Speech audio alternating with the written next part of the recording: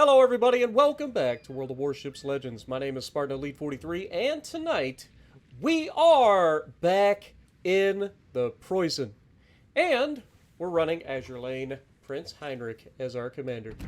We have Andrew Cunningham and Azure Lane Colorado as our inspirations. We have Flammable Cannoneer, Gyrating Drill Bits, Marksmanship, Heinrich's Hunch Punch, and we have Fight Fire with Fire as our commander skills. We're running Aiming Systems Mod 1, Steering Gears Mod 2, Concealment System Module, and we are running the Epic Main Battery Mod 3. Just to kind of remind everybody what this is all about, also, probably ought to take my Italian Unity flag off, put the actual thing back on there. But to remind everybody what this is all about, let's take a look at this. With our build, we have 20.8 kilometers of range. Now, you could throw concealment or take the concealment module off, put on the RGA module. You'll be able to see beyond 20 kilometers. You'll notice that in this match that you're about to see, there's a few times where somebody's lit up, but I can't see them. It's because they're outside of 20 kilometers. If you didn't know, even if you can shoot beyond 20 kilometers, you can't see anything beyond 20 kilometers unless you have the RGA mod installed. So keep that in mind. But we have a 20.9 second reload with this build and a 2.5 shell grouping, which is absurdly good for a battleship, especially something that reloads this fast. So we're going to take it out and show you guys what it's capable of, and the enemy ain't ready. So, with all of that being said, let's get to the gameplay. Alrighty, so we are going to be in the Preussen on Land of Fire. And this team is going to be sadness, unfortunately. You may have seen the title, and you already know what you can expect. This is my best game I have ever played in the Preussen. I don't remember if I've showcased Heinrich on Preussen in the past. Maybe I have, maybe I haven't. But it's pretty ridiculous, to be honest. But anyway, we're going to try to showcase everything that this team does wrong. And the majority of it is pretty obvious. So most of you will see it before I even have to say it. But I'll try to say it anyway. So we spawn middle. I'm going to cut to the left. I usually try... when I spawn on the left side of the middle to try to cut left. I spawn in the right side of the middle. Sometimes I'll go forward a little bit, or I kind of pay attention to the right because you got a pretty nice crossfire over there as well. But generally speaking, if I spawn on the left side of the middle, I try to go left. That helps win that side of the map, which is usually the side that's under the most contention. So adding an extra ship over there tends to break that stalemate pretty quickly. Hopefully. That's the goal. But Arshima does the normal thing where he just runs straight into Bravo and tries to cap it. I don't recommend doing that, at least not committing directly to capping immediately, especially in Arshima nowadays. But fortunately, he is going to get away with it because the only things that spawn here is there's a Preussen. I want to say there is a Italian battleship, and then there's the defense that's over here. So he gets lucky out of all three of the destroyers, none of them spawned at Bravo. But you can see the defense shooting at me, so we're going to try to get a shot into him. You can see I'm aiming for the bow side plating here. I want to try to like thread the needle and get right into that citadel early. Unfortunately, it's not meant to be. I think we end up doing like nothing. We like pin his gun maybe and do no damage. But not ideal. But either way, our first shot did a pretty decent chunk of damage to the enemy Preussen. We're going to go ahead and take a shot at the defensive superstructure this time, expecting him to back up slightly and hopefully catch him. And you can see he ends up splashing like the water and somehow setting me on fire there, which is annoying. But I'm going to point out one thing in this match that irritated the ever-living hell out of me, and that is this gearing. There's an old saying from a comedian named Ron White, and it is simple. You can't fix stupid. That is the epitome of that destroyer. This Yama tries to leave his spawn. Could have gotten me absolutely blasted here. I don't know why he's leaving his spawn. Grass is always greener and so on and so forth, but yeah, not ideal. But you can see Alaska over here beached himself on the side of an island. He's shooting bow in at us. We're going to take a shot into a superstructure. We get 3 overpins, but don't really get a whole lot of damage off of them, unfortunately. But the thing about this ship is, like, you start to stack damage so quickly when you're able to get into position. Because this thing is so accurate and it reloads so fast that it's kind of stupid. But defense here, we're going to try to get the guns on him as he goes behind the island. I'm hoping for another good shot on him because he's begging for it. This man has gotten away with a lot so far. But we do get a good hit on him, but still not quite what I was hoping for. I think we take about 10k off of him. But I'm going to start rotating back around and going towards Charlie.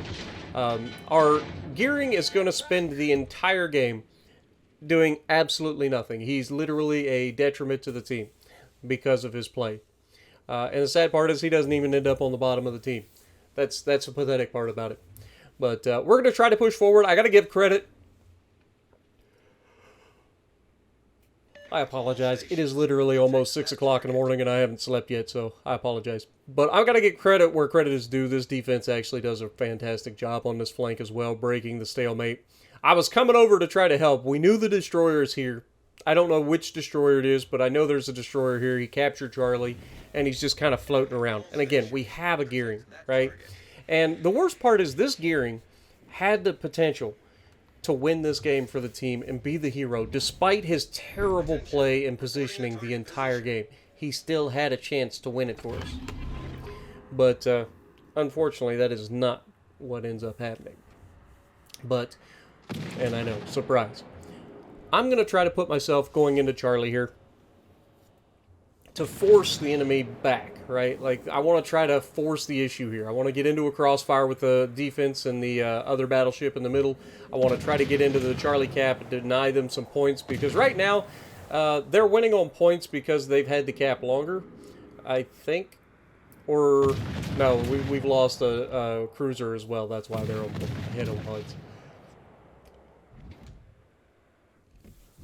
But you can see this defense is, once again, I mean, just begging for it. And he's reversing. He's not paying attention. We're going to sneak this shot right past the island. And look at that shot, man.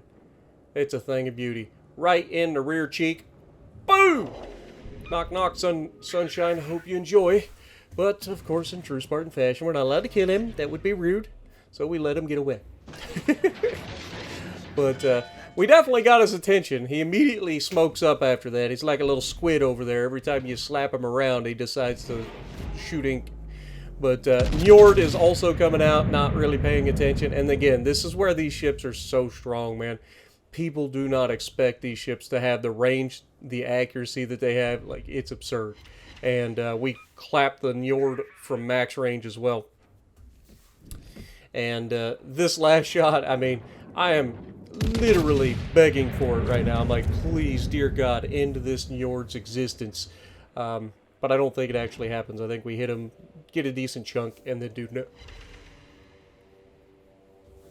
Yeah, we did, what, about 15k? Somewhere in that neighborhood. Just not enough to kill him. Didn't get a citadel, unfortunately. But you can see the GK that was on our side is running away. Look at him. Look at him bravely running away out there.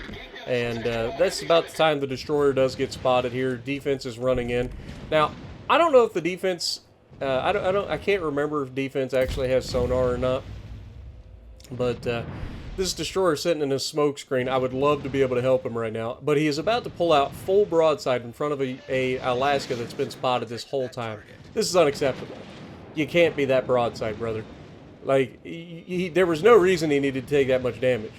He could have just angled himself coming around that corner. Now, again, he does the right thing, ends up torping the Alaska here, which I think kills the Alaska. I try to shoot into the smoke screen. I actually hit the Kitakazi in the smoke screen. And defense survives, and now he's got torpedoes going out on the Kitakazi, or he's got his guns ready, I think, to rotate around and do his job over there. But I'm about to be loaded again, and we are going to be able to sneak these shots through the gaps in the island and smash that guy with 5 overpins. leading him immediately being removed. So again, shout out to the defense. He was the only player on this side other than me that actually accomplished anything meaningful. Now that I've said that, let's start breaking down all the other stuff. Now this defense, again, this guy, he is begging for this. I don't know why the game just refused to give it to me. Like, the man couldn't ask for it any harder. But for some reason, it just keeps letting him get away with it. And you may have noticed that our battleships ran away from the other side of the map and came over here as well, leaving, I believe it was a Wisconsin that was in chat. He was like the last guy that was over there, except Arshima decided to go back, and then Arshima also got himself killed over there. But you can see I get a shot over there again on the defense, again get robbed, no meaningful damage. Friendly Preussen, however, he's going to come around the corner, he's going to spot that guy, and he's not going to have the same unfortunate luck as I have. He's going to fire one salvo, and that's going to be the end of the defense. Yeet! And saves the cap from being capped initially, but that shows you that the enemy Shima is actually in Bravo. Now, if you're the Gearing in this situation, even if you've done nothing the entire game but be a nuisance to your team, all you have to do at this point is hunt the Shima and kill him. That's your only job. That's all you need to do. You do that one thing, you're a hero. Right? I will come to your funeral and I will play taps for you. Okay? This guy has done nothing the entire... Look, he's wasting his smoke again. He's done nothing. He's literally sailed around the back of the map behind his battleships, dropping smoke screens for no reason, in launching torpedoes from 16 kilometers away or further. Like, the guy has actually done nothing. Now, Montana comes around the corner. He's over-angled. We're going to take that shot. We're also over-angled, so we got to turn in a little bit here. We take a couple little chip damage, and he actually slows down, turns in, which gives me some info for the next shot that I take on him. Again, I always assume... I have started assuming everybody's an idiot until they prove otherwise, right? So I fire on the regular path, assuming that Montana maintains course. He shows that he's willing to like play smart and slow down angle, which means that next time I know what I gotta do in order to secure damage against him, right? You can see Shima is hunting us. We were spotted for a while, so we had a sneaking suspicion that he was out here. But we've spotted the torps for everybody. We know the Shima's out here. And again, I've told the Gearing, again, you can see I'm constantly in chat. I'm like, Gearing, for the love of God, the Shima's out here. Please, just do something right once during this match. And no, that's not going to be the case. But you can see Montana taking a shot at us over the top of the island there. Sneaky little shot. I like it. I approve of this message, but you can see Preussen over-angled. We're going to go ahead and take that shot. I mean, the guy is absolutely begging for it. We've got our spotter plane ready, so we're going to go ahead and slap his broadside for a huge hit. And I believe, yeah, we citadeled him with 7 full penetrations, and that takes us all the way up to 181,000, and he immediately gets finished off. And our Preussen ends up with a kraken. Benefits of being around me. Because I know that Preussen ain't done nothing for damage. Because I've done all the damage. But here you can see I go for the superstructure. 4 of the shells drop down into the armor plate, which is just sadness. He gets a really good salvo on me here again. I'm over-angled as crap. We're point blank. It's a Montana. We know we're going to take some damage there. But you can only afford to do that once, right? So we're going to go ahead and take a shot into the superstructure here. We're going to make sure that we're getting angled. Beauty of having a fast reload is we're reloading 1.5 times every time he reloads, right? But as we come in, our teammate doesn't get a very good salvo into him, unfortunately. But we're not going to make the same mistake of going broadside to him when he's loaded, so we're going to go ahead and stay bow in. Unfortunately, Shima destroys our Preussen in the back. The guy that had the Kraken wasn't paying attention to the fact that Shima got spotted behind him and eats all the torps and dies. And Montana is absolutely begging for it now. He just doesn't know it yet. And he falls for shooting the belt, and that is the last mistake he's going to make in this match, because now I have a beautiful shot through the cheek, and you can't ask for a much better accuracy than that. I don't care how much health that man had, he was a dead man. If he'd have been full health, that was a guaranteed death strike. Every single round that we fired, I think there was one outlier that hit the water. every other round that we fired went straight into the cheek where I aimed it. That is devastating. And that is why this ship is so busted, man. It's so busted. This commander makes this ship even more busted. It's so deadly accurate. This is a sniper battleship player's dream, right? But right now, I want you guys to understand. Again, the destroyer was spotted going to Charlie. He just dev struck a battleship. And what is our Gearing doing? What is he doing? He's chasing after a Kurfürst rather than just turning around and going after the Shima. Again, Gearing bullies the Shima, right? Bullies him. But no, Gearing is like, I can't be bothered with that. And then I come around the corner, our dude in the back is telling me I need to shoot him, you know, because Gearing clearly needs to tell everybody what to do all the time. He's such a good player. And my shot's already on the way to kill him. And you can see that I'm going to be in chat just livid. I'm not going to lie, I was livid with this Gearing at the end of this match, because there's nothing he can do now. There's no way for him to get back. He wasted everybody's time this entire match by doing everything in his power to do nothing at all. And then in the end of the game, when we could have won this with one simple play by him to go back and fight the destroyer, he throws the game away. And there's nothing worse in this game. It's players like this that make this game completely unbearable at times. Because all he had to do was one right thing during the entire match. One time, do the right thing. And he didn't do it. Not one single time. Didn't capture any bases. He didn't spot for his team. He didn't do anything with his guns. He didn't do anything with his torps. He literally did nothing for the entire match. And in the end, that was the deciding factor between us winning and us losing. It really is heartbreaking. Now, I was holding on to false hope here. I was like, okay, there's 30 seconds left. I'll load up some HE. Maybe the Shima fucks up and we get a chance to shoot him with HE. Whether he's coming at me or if he gets spotted by the Gearing. Something silly like that. But I've seen dumber things happen. So I was ready for it. I'm like, okay, I'm aiming my guns just in case. But, yeah, unfortunately, not going to happen. But we did everything in our power. This was by far my best game that I've played in this. We end up with 253,000 damage and a 2,400 base XP game. So we got the Confederate, we got the high caliber, we got the top of the leaderboard with 2,400 base XP and a loss.